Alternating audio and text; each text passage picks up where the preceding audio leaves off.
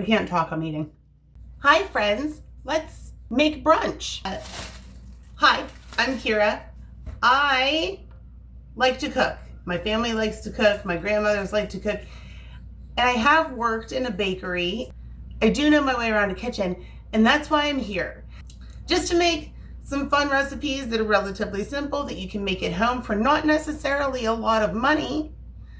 Although some things do get a little pricier than others, but those things I typically eat more than once because I am cheap. So today we're going to make French toast bake, which is incredibly easy. You can make it the night before. Kids love it. It's honestly delicious, and you can store leftovers in the fridge and reheat until it's gone, though it doesn't take long to be gone. So the first thing you're gonna do, set your oven to 350 and grab yourself a big old pan. This is a 13 by 9 Pyrex pan. You want it to have a little bit of depth. Then go to your local bakery, or if you make bread at home and you have some laying around that's starting to get stale, use that.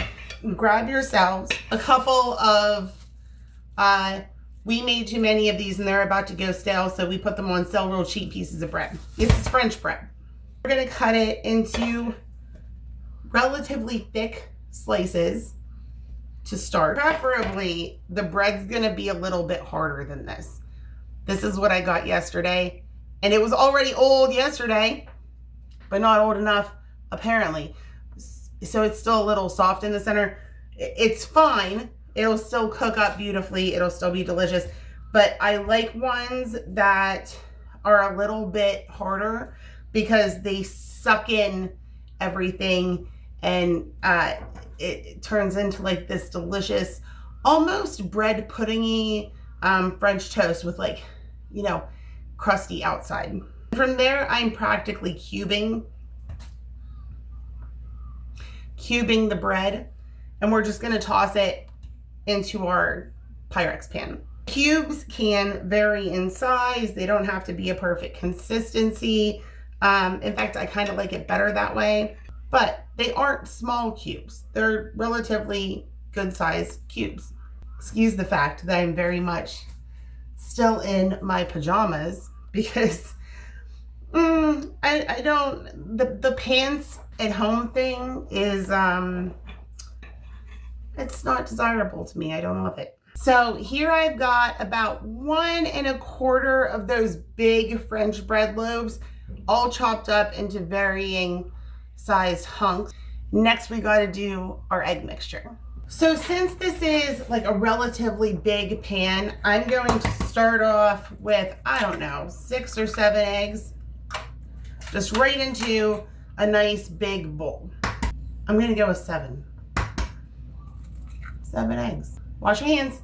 To my egg mixture, I am going to add some heavy whipping cream, about a cup.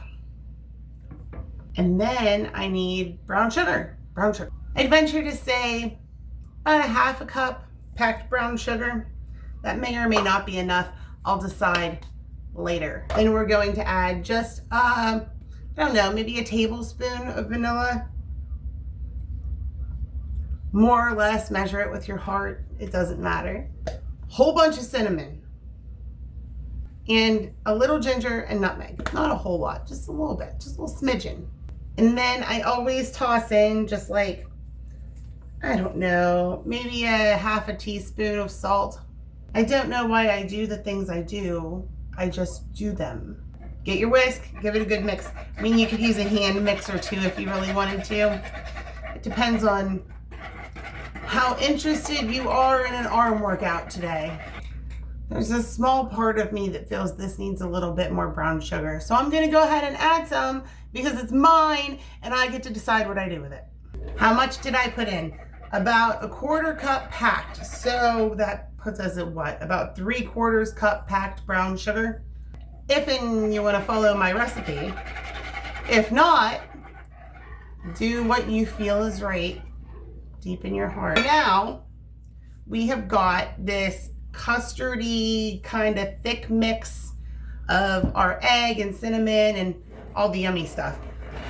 And we're gonna just dump it evenly as evenly as we can over our bread mixture.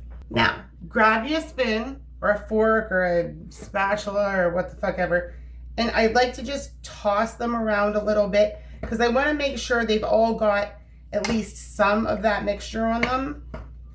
You can also see while you're doing this whether or not you've made enough egg mixture. If you haven't, don't fret. You can just make a little bit more, which I know is a step that we all want to avoid because nobody wants to redo something after they've done it. But since I don't measure anything, I take risks.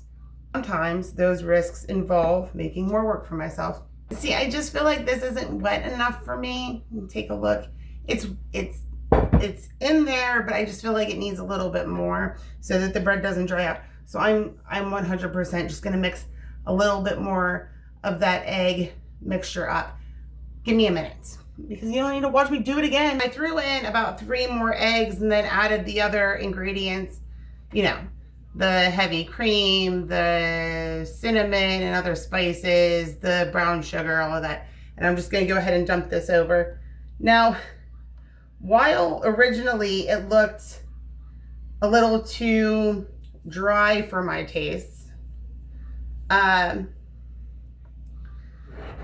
there are people that would probably enjoy it like a little bit crispier.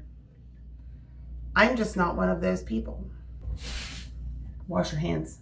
We're gonna give it another quick stir, just again to make sure everything's well coated. That looks a lot better this time. Now I'm going to just sprinkle a little bit of brown sugar on top. And then just a little sprinkling of cinnamon. And we're gonna let this sit actually in the fridge for about 15 to 20 minutes. That said, you can make this in advance, cover it with foil and stick it in your fridge overnight so that in the morning, all you have to do is set your oven to 350 and pop it right in. Since I didn't do that, and I still want these to suck up that mixture, I'm gonna give them about 15 to 20 minutes to do that, to work their magic. I should have mentioned, and I didn't, that once you've got all of those other toppings on, you could really customize this. Like you could throw in some walnuts or some dried cranberries or raisins if you're into them. There's really any number of things that you could add in there so that it cooks up real delicious like wild bacon. Now, I don't personally see the reason for showing you this, but I'm going to. I just took it out of the fridge and it's all nice and dampened with the mixture, with the eggs and everything. So now I'm gonna pop it in the oven, again, about 30 minutes, and we'll check on it then.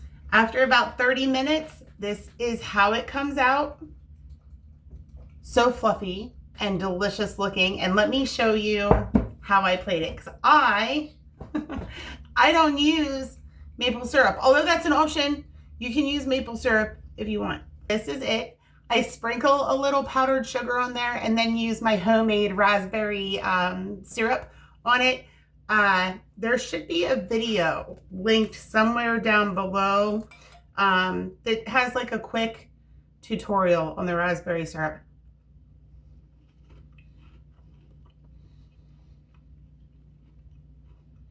That's really good. The raspberry syrup honestly is my favorite part about anything that I bake and use it on. I'm going to post one as well for blueberry syrup. So if you can't find the raspberry one, just use the blueberry one and switch or whatever.